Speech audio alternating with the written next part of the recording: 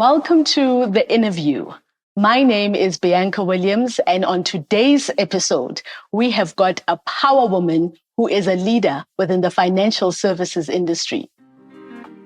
Since qualifying as the first Black female chartered accountant in 1987, she has paved the way for other trailblazing Black women to expand the spaces that they are in across all industries, representing marginalized and silenced voices in business and society at large. She was the founding chief at the helm of a significant merger, which made Nonkululeko Gobodo the fifth largest accounting firm in South Africa.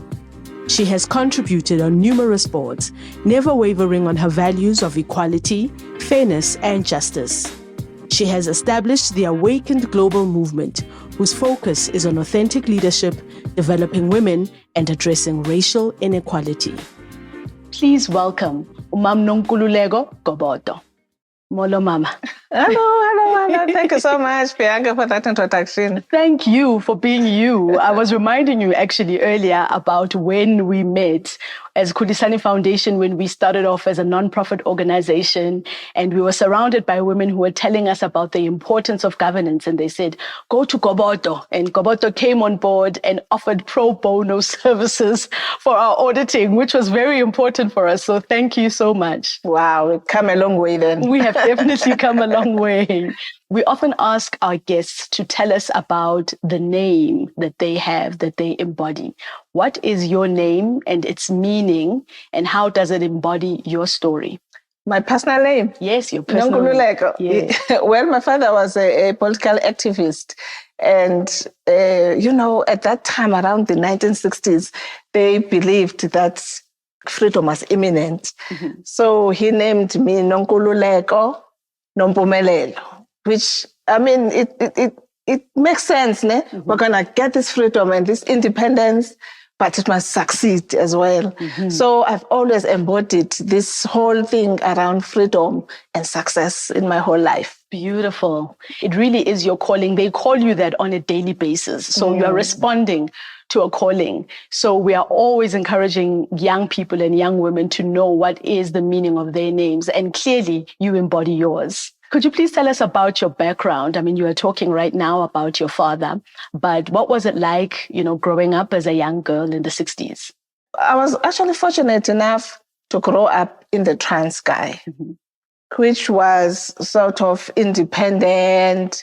And although there was apartheid in South Africa, and we're part of South Africa, but we didn't have conditions that were as harsh as the rest of Africa. So we're sort of shielded from the roughness of it. But my parents, who were politically active and aware, I always say that they prepared us for apartheid South Africa. Because first of all, they were our own mentors of saying, in spite of the conditions around, we will create our own lives. Mm-hmm. We will not allow the system to determine how far we go in life. So we had that example growing up. They used to say to us, you must never allow anybody to tell you what you can do or what you cannot do. They were professionals. They were working. My father was a teacher and my mother was a nurse. But they were always doing side businesses on the side, so they were very busy people. Mm-hmm. My father had a brick making business and they had the shop as well. I grew up in Amtata, so in Dabase, about a few kilometers outside Amtata. And then my mother had a dressmaking business, which had offices in town. So my memories are, business, trucks, delivering bricks or going to my mother's shop in town. And so I was socialized in that entrepreneurial environment. Mm.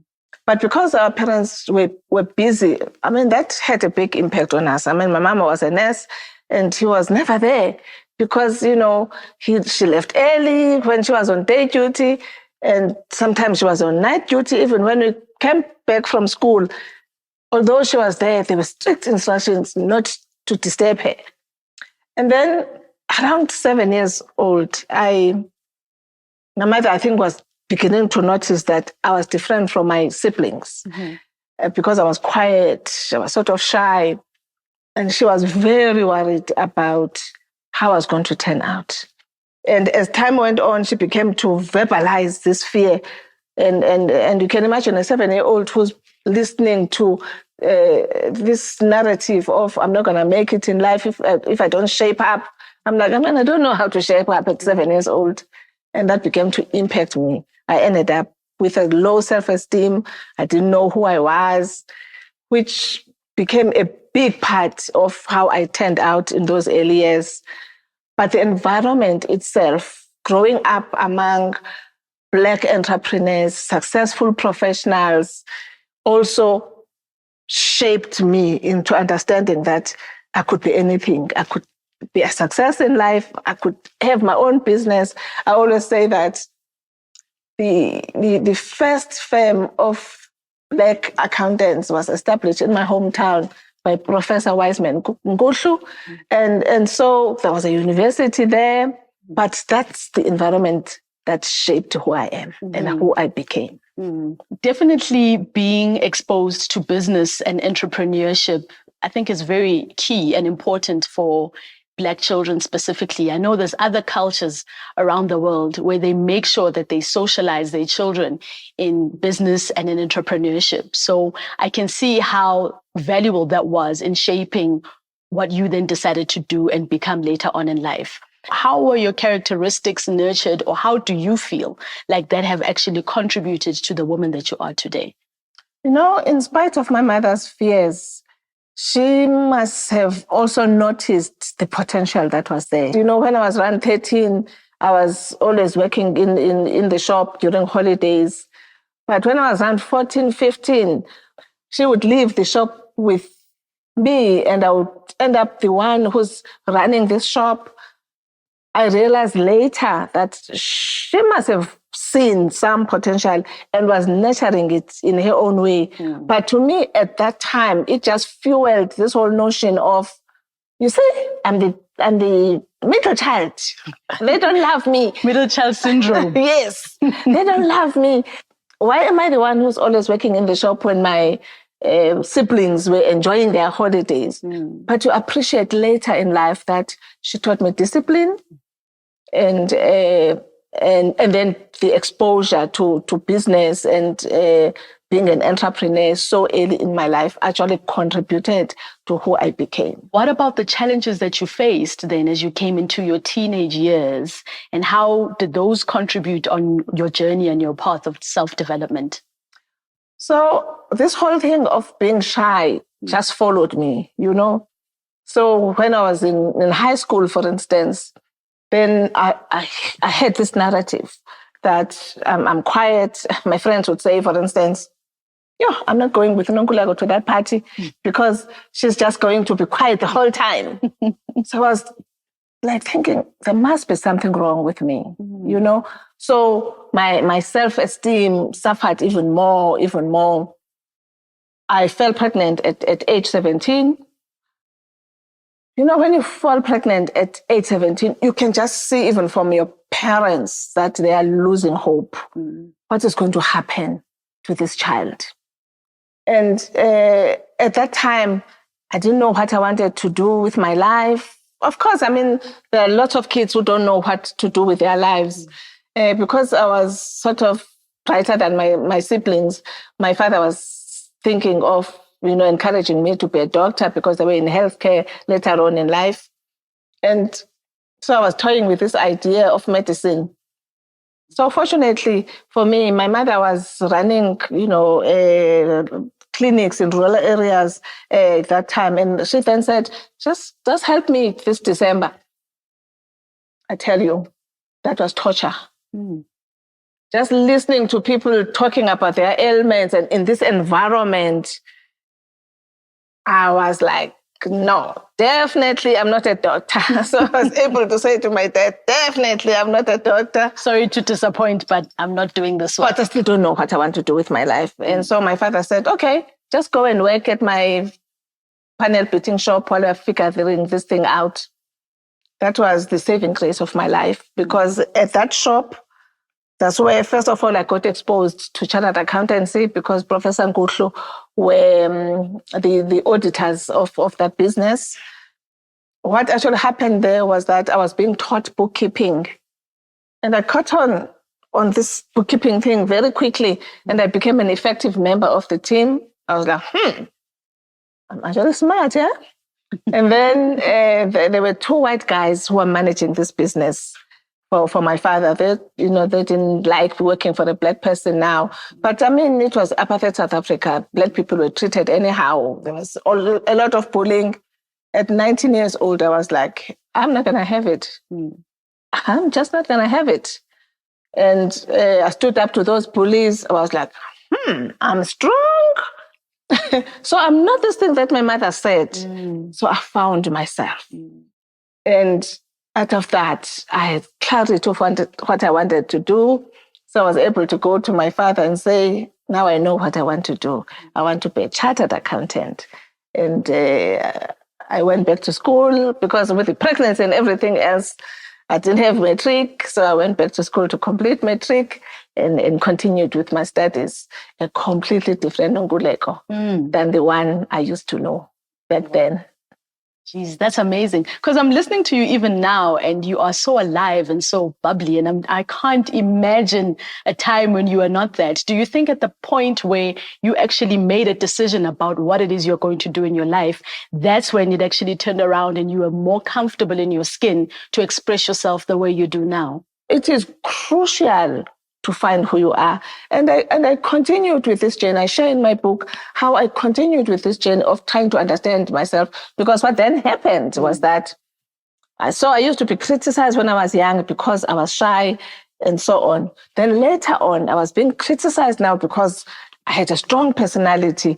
I was like, wow, we never win in life. What is it then? But I mean, in the beginning, I was like, well, this is who I am, accept me as I am kind of attitude. But later I realized that, okay, I'm complaining that people don't understand me. I used to complain even when I was younger. But do I understand myself? What am I doing to understand myself? So I started a whole new journey of finding who I truly am and then understanding things like personality. Because I mean, as we are growing up, your true personality comes out. And people do not accept strong women leaders.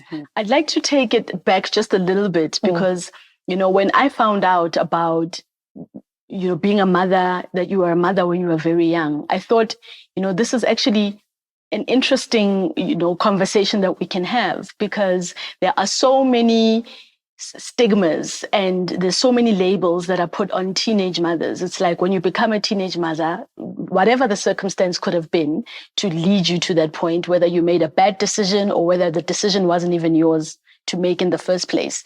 And then oftentimes people in society will look at you like, well, it's over for this person. You've ruined your future. Now your prospects are looking much more slimmer than they were even at the time during apartheid. What was it like for you within your environment, within society? How did that challenge or that phase in your life, how did it contribute to the woman that you are today? What lessons came from there? And did you get any kind of support from your family, obviously after the initial disappointment, but any kind of support from your family and your environment that actually did not make that period a stumbling block, but it was something for you to learn from and grow with? When you are pregnant at age 17, you, first of all, you're just worried, how are you going to face your parents with this problem? And when it came out then that I was pregnant, and my parents, had this foresight to say, we're not going to have what they termed back then an illegitimate child. So you just have to get married. I mean, I'm 17. I don't even know what that means. I don't even know what kind of marriage I want or partner I want and things like that. But for me, the problem was solved. And my parents then, the whole thing was now legitimate. I was a married woman. You could hear whispers in the community. Yeah, Umntaka Mthembu is pregnant, and Mthembu is solved her by, getting her married and things like that. But at that time, those things never used to bother me because my main worry were my parents, you know. And I could be in a shop and someone would look at my ring and say, things like that.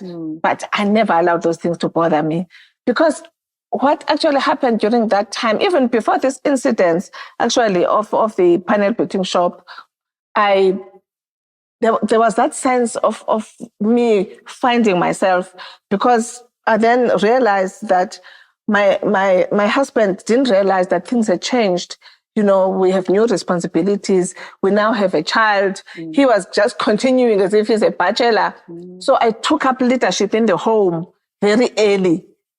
The leader was always there. I actually trace in my book, this shy person, where was the leader during that time? And to find that the leader was there. So because circumstances were forcing the leader to come out, the leader came out.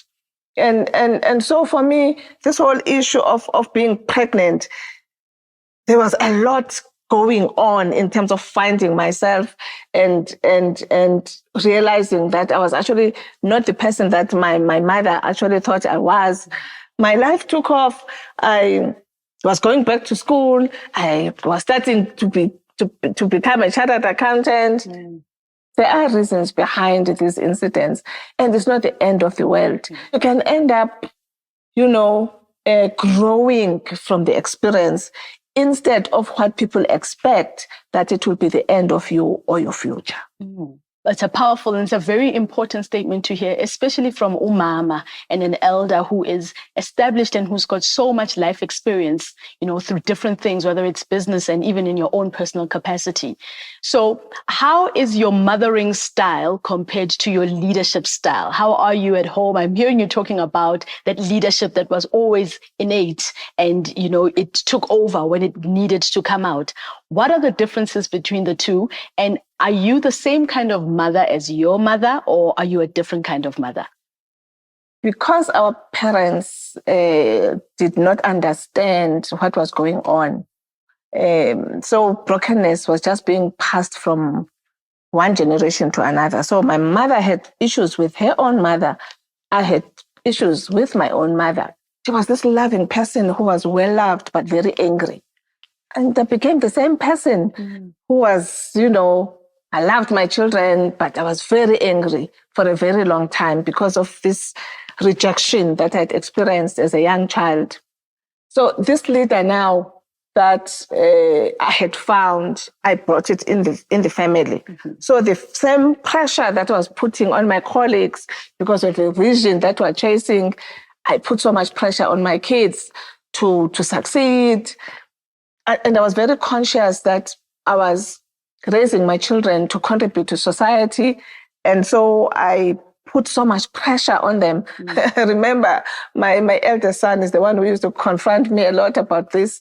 He felt this pressure, of becoming a success in life because I was voicing my expectations. So, later on in life, I understood what I had done to my kids. Remember, I divorced when I was 34 years old, and I raised my children all by myself. So I was a busy woman, career woman. The same thing that I was complaining about my mom, I was doing the same thing, never there. And that was tough on my kids. And so later on in life, I used to defend this and make excuses of, not being there, not attending soccer matches, not being supportive of my children's journey. And when they were older and they were complaining about I was not there, I used to defend, but I realized that no, these kids were wounded by my absence. And I always say, I feel so sorry for single parents, because in a situation where the two parents are still together, there is sort of a balance in terms of the different personalities. My ex, for instance, was a very nice person. So now they were stuck with this tough mother, and they didn't have this balance of another personality in the family. It was tough. It was tough for my kids. And we went through a whole journey of healing because I had to face their wounds. How do you nurture the differences in your kids? My kids were always clear what they want to do. My son was clear in high school that he wanted to take the route of investment banking. My young son was clear in high school that he wants to be a lawyer. My young daughter, the creative one, was not disciplined at all. And I used to worry, sure, what is going to happen to this child who's not disciplined? And I was trying to turn her into me, and that affected our relationship a lot. It took a long time for me, even, when she was an adult, that I said, okay, I must just allow this child to be herself. And then I understood later that creative people are like that. They are not going to be, you can imagine the other two sons were disciplined, they were, orderly, and and all of that. She should have been allowed to be different. So she was the first of your children that was different. But I know you know a lot about firsts because you were the first Black female CA in the country. What is the challenge? What is the responsibility and the pressure of being first?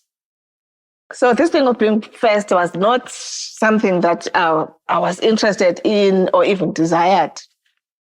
But even when it came out the following day, I still didn't know what that meant until media descended onto my small hometown. I was like, no, guys, please leave me alone. I did this for me. I had to be so sobered up that this is not about you. You are now a role model for young children and women. And that was a further sobering because then I realized that, okay, that means that my life is no longer my own. First of all, I'm thrown into fame and in the spotlight so early in my life, but I had to accept it. And then I had to accept the fact that I had to succeed now, not just for myself, but for others as well. Those reporters were actually right because I received letters from young boys from KwaZulu-Natal. See, when I grow up, I want to be exactly like you. And now I'm meeting these people later in life who would say, I'm a chartered accountant because of you. You came and spoke at my school, or I saw you on TV or read about you in a magazine. Yeah, it has been an honor, really, to have been such a role model for and impacted people so deeply. But it comes with huge responsibilities. Have you found yourself, as you've been on this journey in your career, having to change course because maybe working with a certain individual or organization is not reflective of the values that you hold dear around a sense of self, pride in yourself, and pride in the people that you represent? Have you found situations like those where you're like, okay, I know I've been a part of this organization, but I clearly my values are not in line with how this organization is growing? This whole thing of values is actually something that is very important to me. And I realized very early, in business that you have to do business with people who are aligned with you around values. I was not shy to actually part ways with people, whether organizations or partners or people, because they don't share the same values as myself. When we merged as Nonkululeko Gobodo, we were running culture programs to merge our two cultures. And I made that a central theme that if you are a partner and you don't follow our values, I don't care how much money you make for us. I don't care how much you are good at your work. If you don't follow our values, we will part ways with you. And we did. We are a growing society in South Africa. We are still rebuilding from our unfortunate past. What kind of society are you building if you don't have the right values? Those things for me are very key.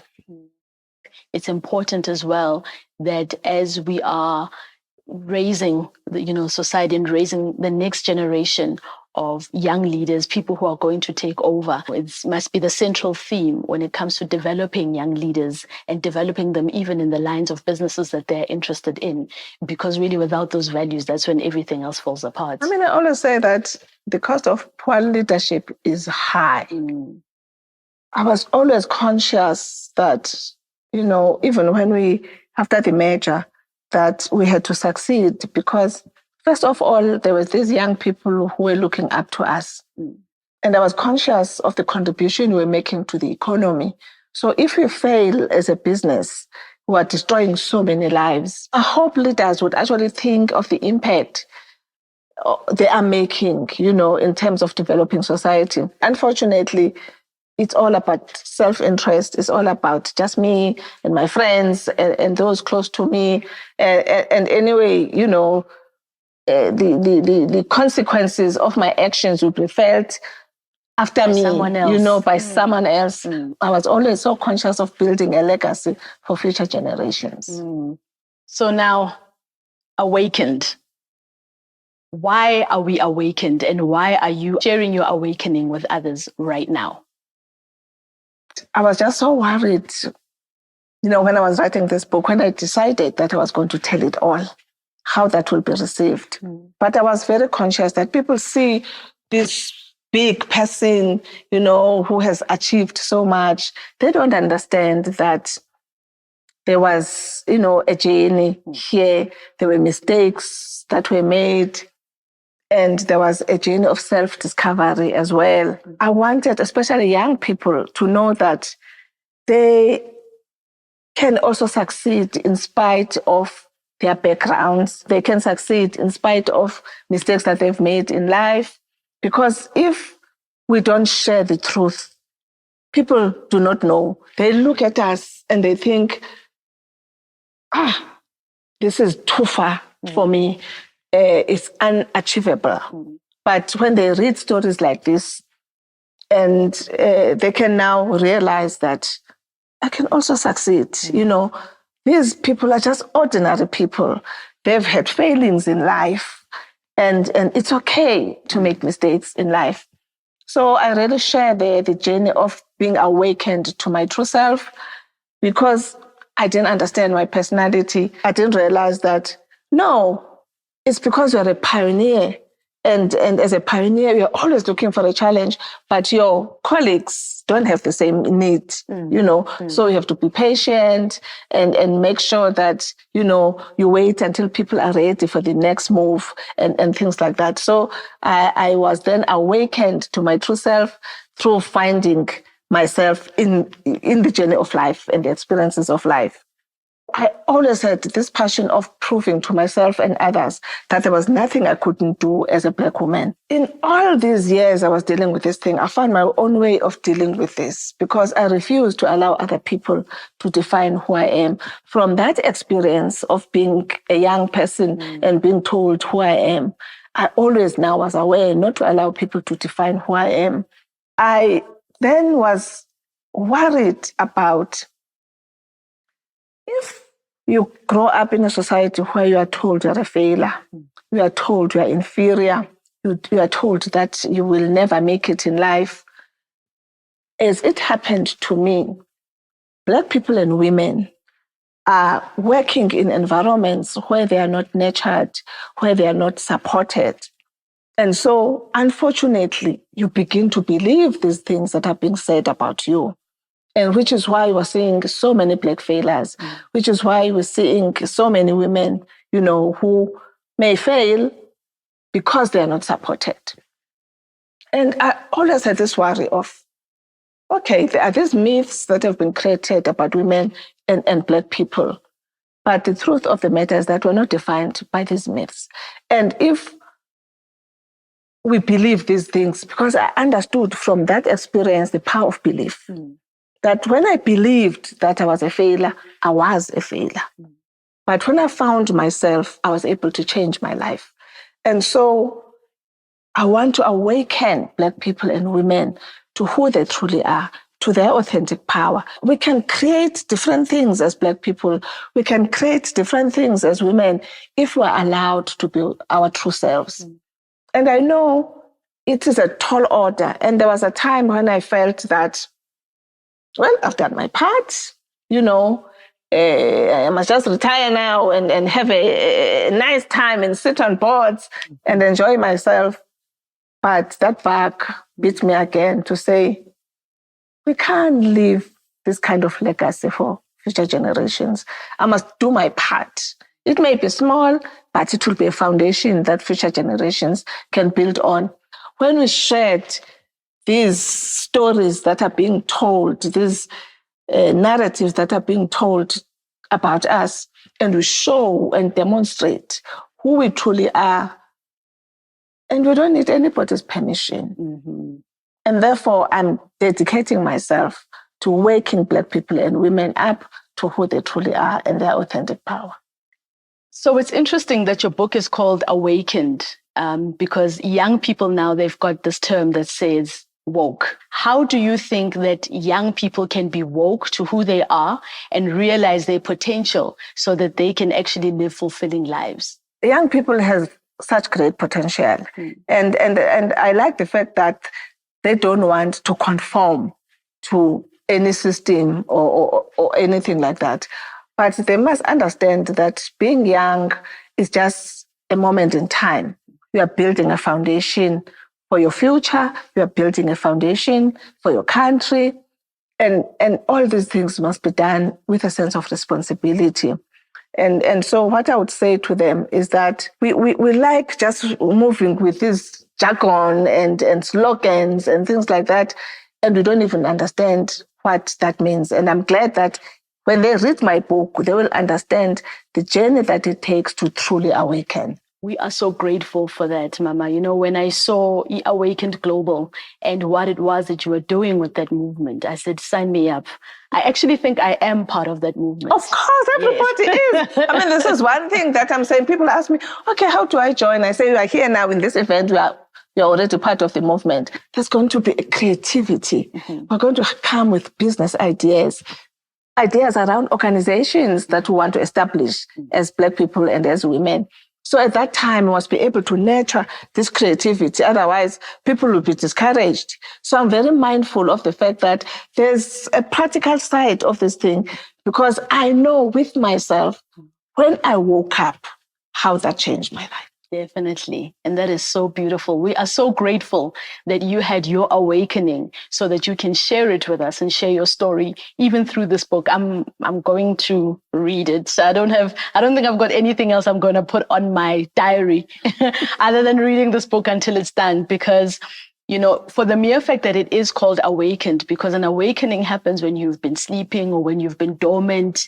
And, I think it's very important for us to actually also spread the message that ignorance is not bliss.